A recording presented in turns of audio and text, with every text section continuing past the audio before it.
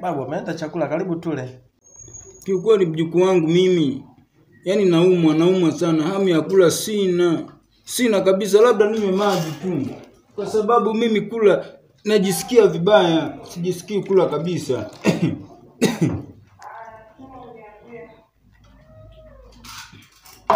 Maji yanatosha tu mjukuu wangu. Sawa babu, lakini mimi ngoja niendelee kula, lakini ungekula hata kidogo babu. Basi ninawishe bana, ninao nile hata kidogo tu. Nakula kidogo tu. Kwa sababu umenilazimisha sana. Mimi nilikuwa sitaki kula, nimeshakwambia. Mimi nimekwambia naumwa, kwani lazimisha kula wewe? Ungekula hata matonge matatu tu. Hata matonge matatu. Mimi nataka ule matonge matatu. Wewe mnao basi.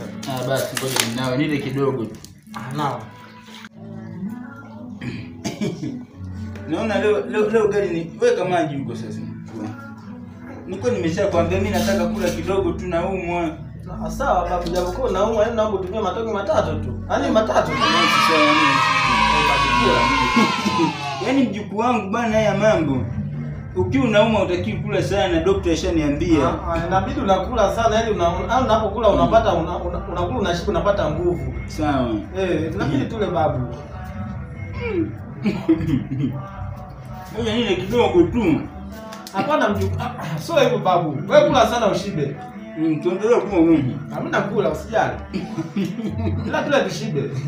Usitegee kula.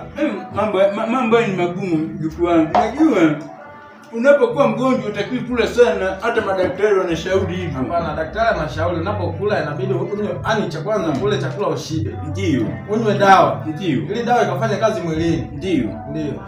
Kwa nini tule chakula tushibe, usibakize chakula. Sawa. Yaani hakikisha unakula unashiba. Ndugu wangu, nakumu.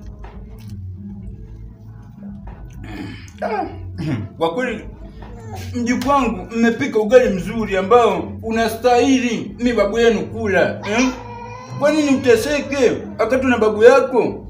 Mimi babu yako japo ni mgonjwa na madaktari wameambia nisile sana, kwa nakula matonge mawili tu. Sawa mjukuu wangu. Punguza matonge babu. Ili kama biskuti tu mjukuu wangu. Hapana babu, hata kama biskuti babu umezidi. Tonge linakuwa kama nani, kama kisugu, haiwezekani babu. Naomba upunguze matonge.